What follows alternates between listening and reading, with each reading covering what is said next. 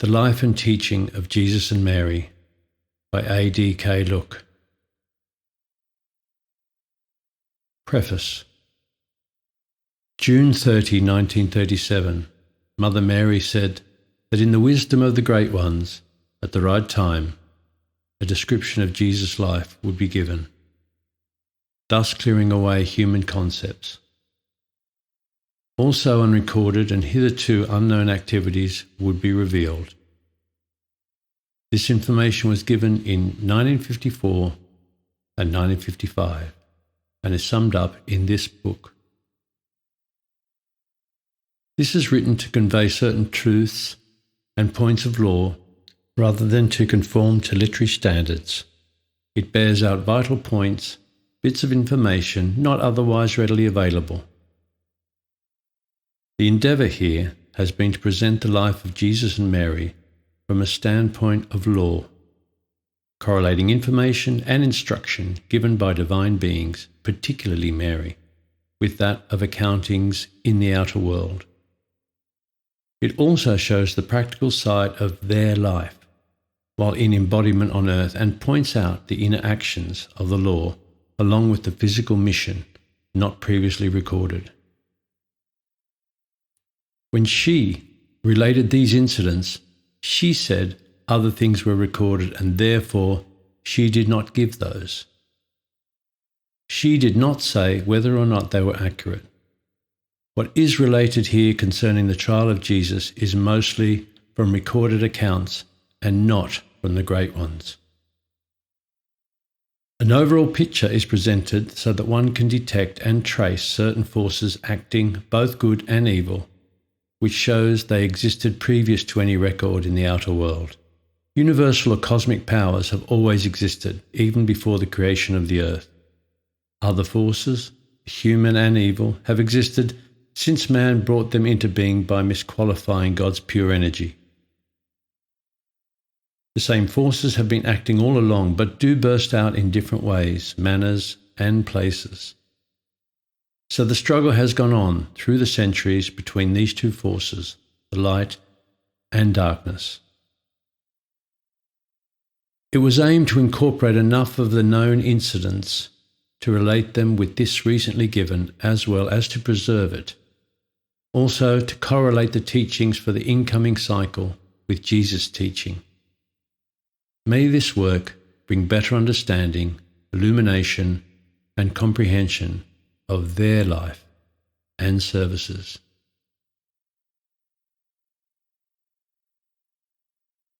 Jesus the Christ. A Christ child was sent to the earth when time came for his birth. Caesar ordered more taxation with strict stipulation, with strict stipulation. Joseph to Bethlehem must go, on donkey Mary went also, in order to fulfill prophecy made long ago without mercy, made long ago without mercy, made long, long ago without mercy.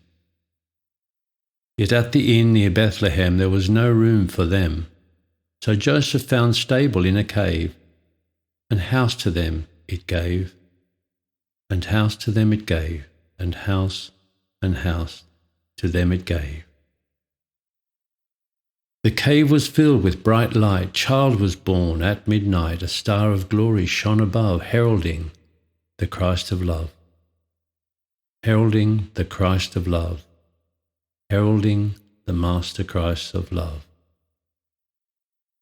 Shepherds in field watching their herd were astounded when they heard the angel choir from heaven sing, rejoice for the new King.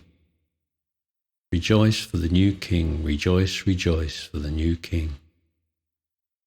Through the action of Jesus' birth, Christ to be came to earth. The shepherds went over to see the newborn child, Christ to be. The newborn child, Christ to be. The newborn child, Christ to be. Jesus Christ, self as a star then, appeared to the wise men.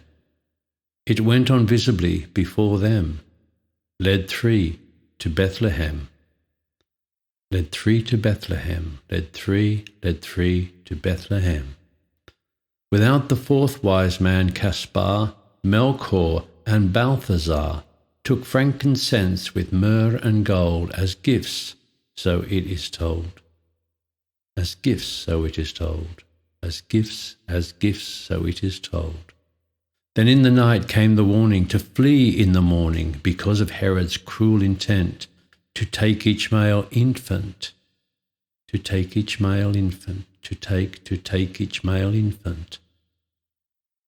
So to Egypt they fled to hide, some years there they did abide, until they heard of Herod's death, then went back to Nazareth, then went back to Nazareth, then went back to Nazareth.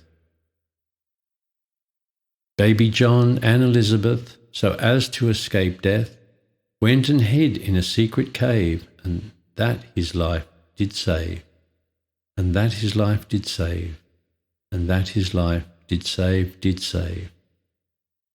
Jesus to full stature did grow, his fair head became aglow. Then the time for his mission came, to heal the sick and lame, to heal the sick and lame, to heal the sick and lame. He worked miracles of teaching and gave his new teaching. However, there were many doubting, while he Christhood proving, Christhood proving. He rode in triumph, Palm Sunday, the crowd sang and were gay, the priest's viciousness took action and brought crucifixion, and brought crucifixion. Then glorious resurrection morn, earth's first Easter was born. In 40 days ended his mission by public ascension. He left example of ascension. Sung to the melody of joy to the world, the words in parenthesis are for the singing. By A. D. K. Look.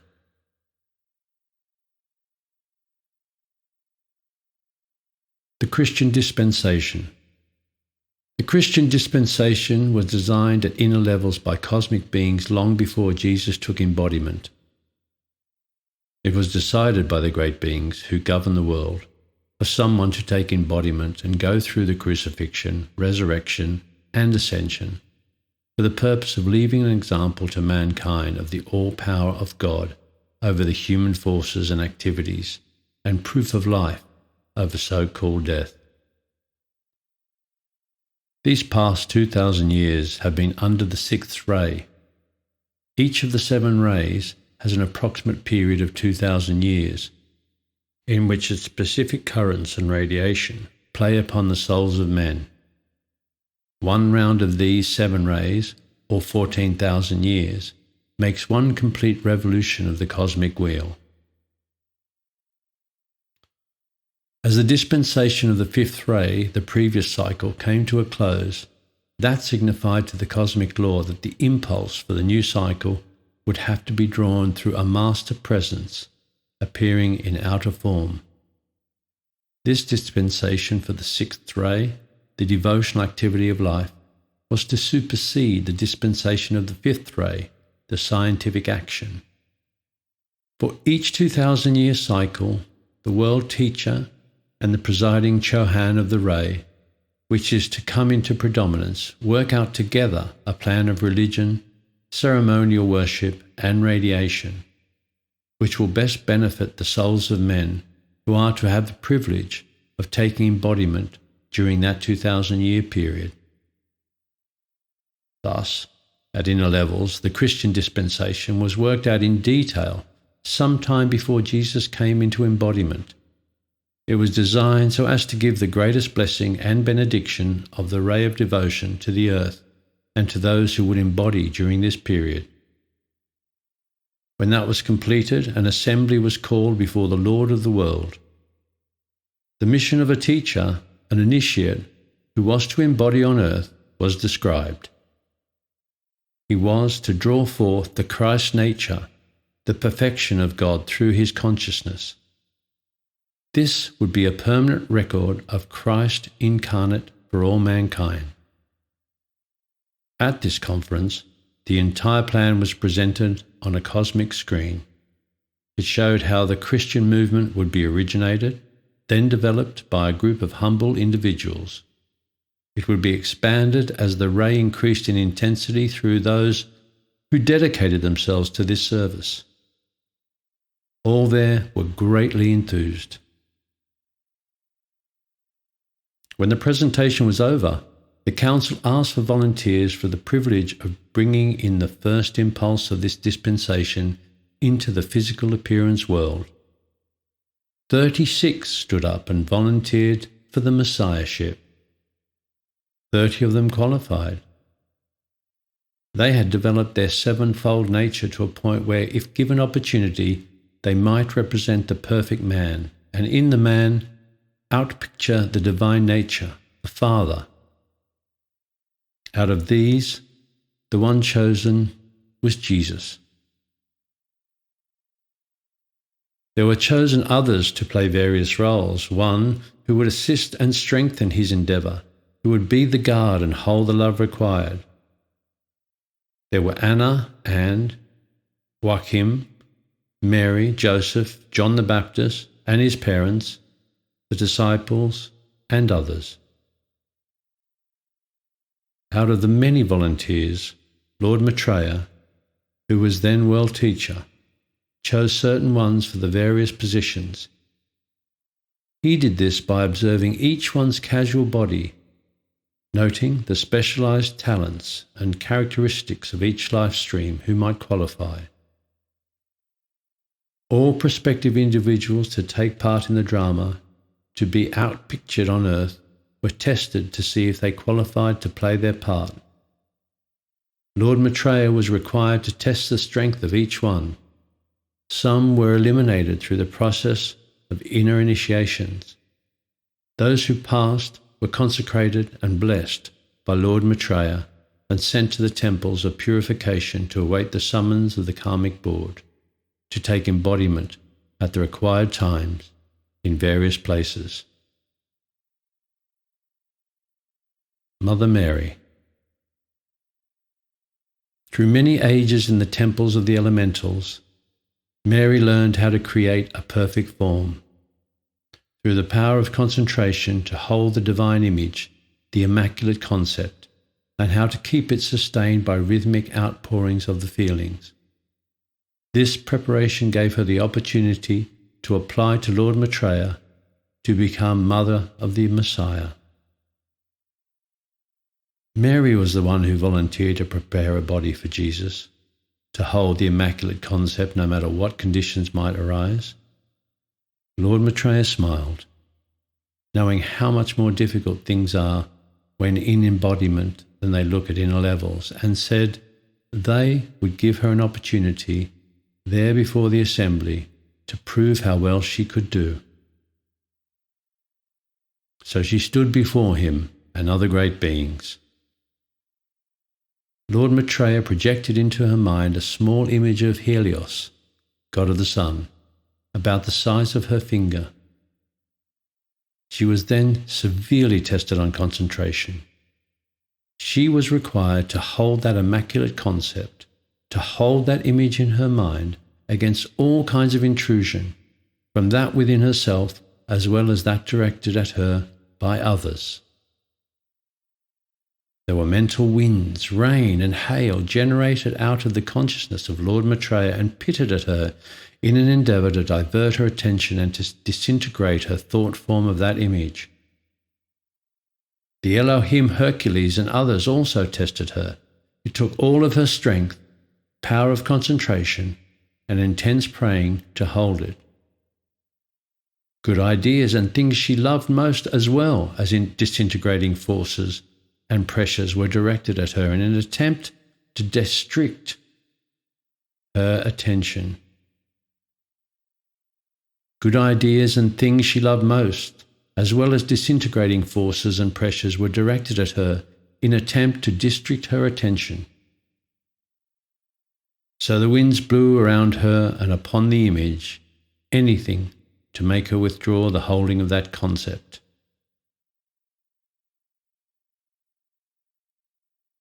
She was able to keep her concentrated thought and hold the image, the immaculate form in her mind, and nourished it by her feelings. This lasted for 3 hours. Then Lord Maitreya said that was enough. She had earned the opportunity to become mother of the one to come forth, to be guardian and protector of Jesus. In this initiation, Mary had to prove to Lord Maitreya and the Karmic Board she was able to hold the concentrated image of the Divine Being no matter what the pressures of energy directed at her from within or without. In subtle ways, even beautiful activities of light were used to try to make her relinquish that perfect image.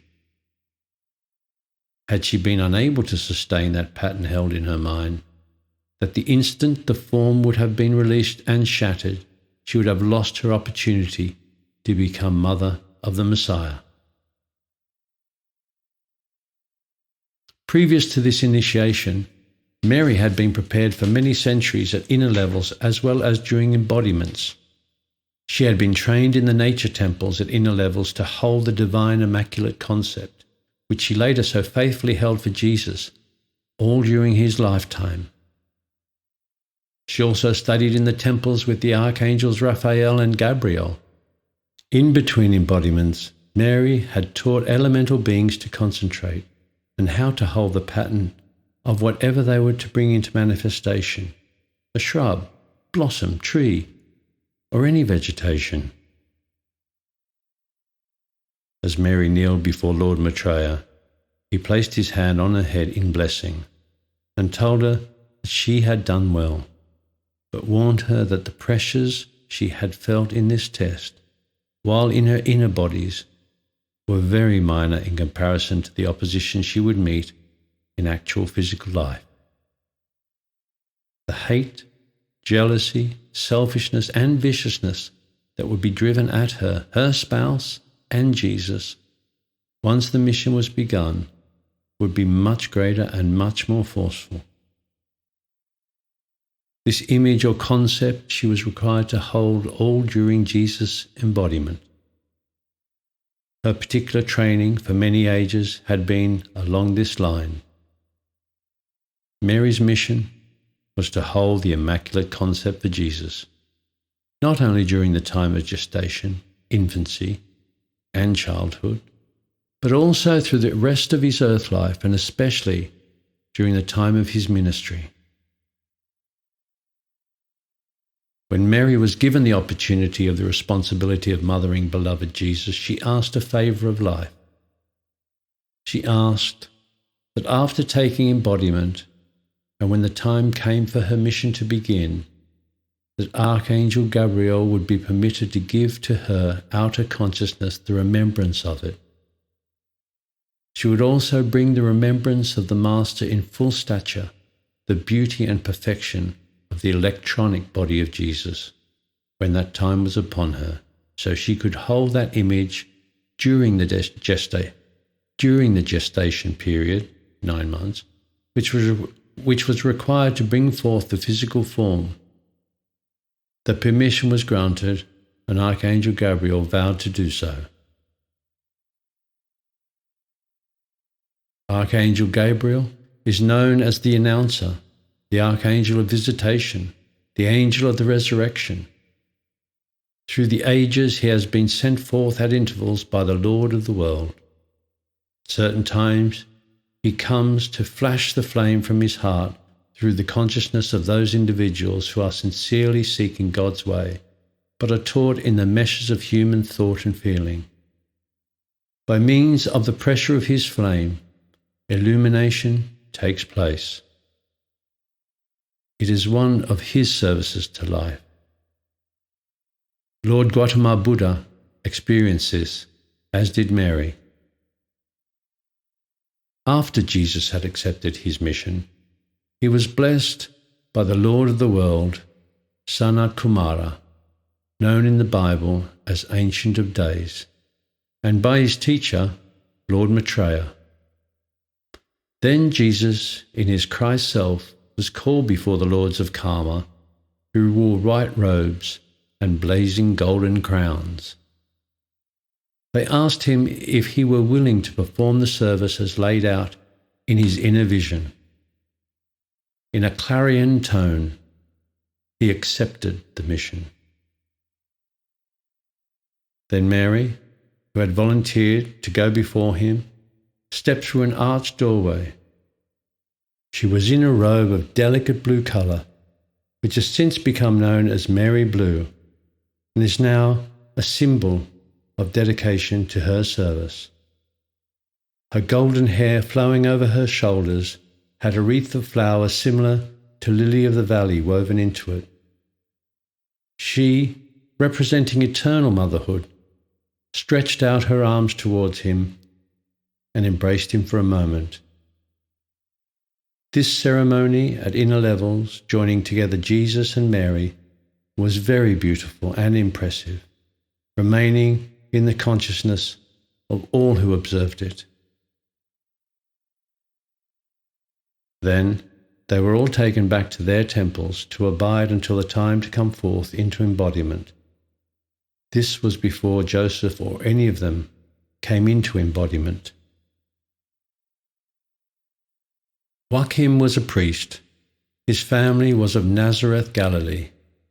Joachim and his wife Anna were well-to-do and very devout. They lived a clean, forthright life. They lived a chaste life for many years, about 20, before Mary, an only child, was born. They had dedicated themselves to the service of God. Joachim went to Jerusalem for the feast days. After being reproached by the high priest for being childless, he was informed by an angel, Archangel Gabriel, who appeared that they would have a daughter who was to be named Mary. She was to be brought up in the temple, and that she would be devoted to God from infancy. She was to be the mother of a son, the Son of the Highest, who would be called Jesus, who would be the Messiah. In the meantime, an angel, Gabriel, also appeared to Anna in a vision and told her practically the same thing, and that Mary would be full of grace. Their vision was fulfilled. When the time came for Mary to take embodiment, at inner levels, the last thought Mary was thinking on the image of Helios and the God presence of Jesus, as her soul was wrapped round and she slipped into the dark abyss. The next thing, she was conscious of being in the arms of her mother. When Mary was only 3 years of age, her parents took her to the temple and left her there for spiritual training with those who were to guide her until maturity. Anna and Joachim made a complete renunciation that day.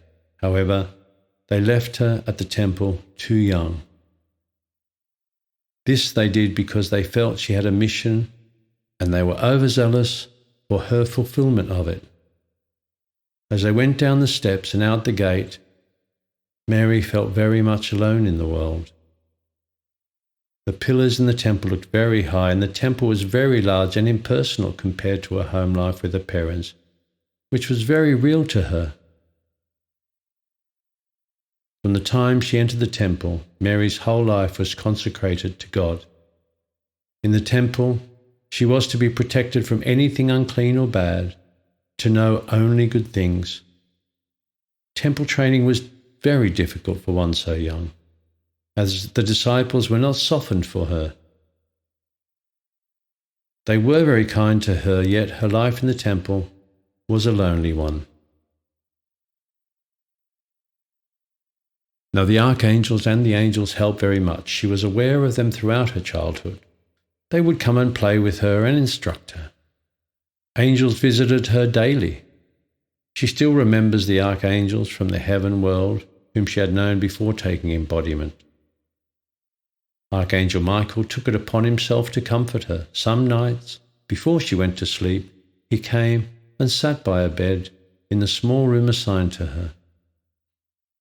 He would tell her stories about the angels to entertain and instruct her, He would draw forth a tiny angel to each of the fingers on one of her hands, and that was 5. Then go to the fingers on the other hand to make 10. It was a pleasant way to learn to count. Sometimes he would direct a number of little defending angels to line up on the bed in companies and parade around like toy soldiers. In this way, he taught her about these angels whose service it is to protect the inner bodies, souls, of mankind against the subtle forces of imperfection.